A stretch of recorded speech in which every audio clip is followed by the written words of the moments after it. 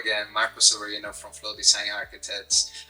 Today we're gonna discuss a couple of topics that came to our thoughts based on how many people we have to present zoning boards of appeal meetings and things like that. So if you haven't looked into some of our videos and you don't understand what zonings and what the requirements are, what a variance is, please make sure to look at our playlist so you can get familiar to some of these topics. But today we're going to be talking very briefly on some tips that we feel that are kind of needed for the community to understand when they're trying to present to a zoning board of appeals meeting. And we're trying to kind of be personal about it and kind of tell you guys like our experience with some of these meetings. So the first tip that we have here is hire a professional.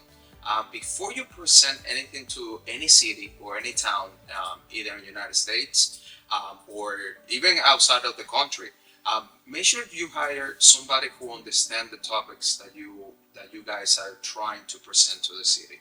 Sometimes we see clients, that trying to do it themselves, and you can do that, but make sure you understand what you are asking for. What are some of these elements that you are asking the city to allow you to do? So make sure you hire a professional, talk to them about the vision, the idea, and they will make sure to put it in paper, put it some drawings, plans. If you hire an architect or a designer, if you hire a lawyer, they will tell you some of the things that you need to kind of make sure you have in your package in order to present it to the city. So make sure you hire a professional.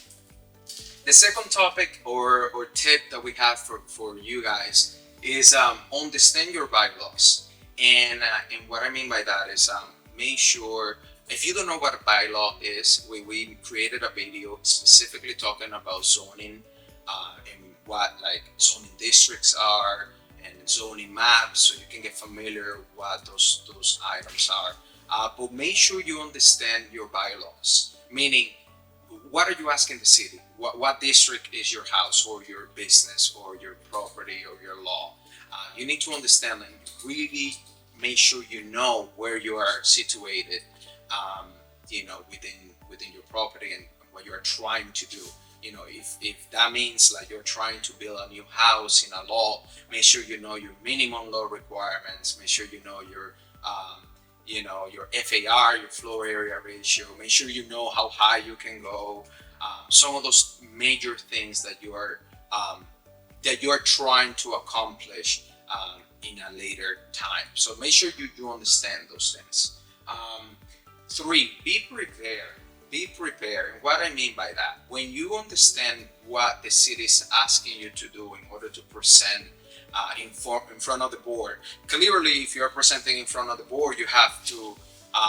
There are some things that you have to create variances for. Meaning, let's say you have a lot that is 10,000 square feet, and the minimum to build a single family is 15,000 square feet. You have to present it to the board that your law doesn't comply with that requirement, which means that you have to get a variance for it.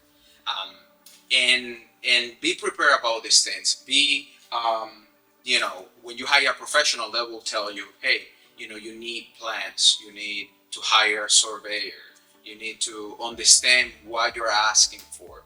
Be and those kind of things. So be prepared what you some of those things that you need to get ready for, and some of those items that they might ask you. That's very important. Number 3, be prepared.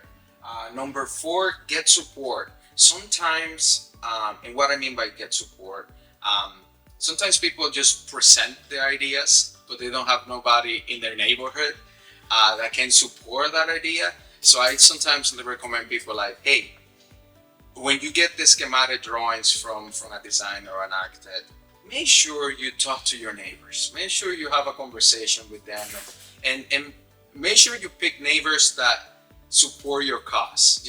Make sure you talk to people that will be willing to give you a letter and say like, hey, I'm in support of this project. I know this person, they've been in the community for such and such and such. And I support this, and make sure they do it in writing. And if they can be part of the meeting, that's even better. Um, you will be surprised of how much having support for these projects mean when you are presenting in front of the board. So make sure you get support from friends, family, people in the community. It makes sense to get support from people that abuts your property, depending on what you're trying to do. But make sure you get support. Very, very important. And lastly, be personal. Number five, be personal.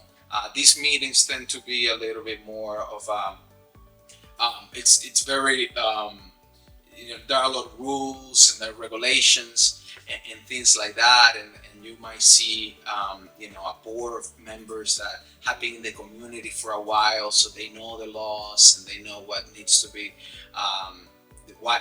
comply and what you don't comply with certain items. But when you're presenting a project, make sure you are personal about it. Make sure you are showcasing the reason. Sometimes, we had a case in Randolph, Massachusetts, where like they were a single family house.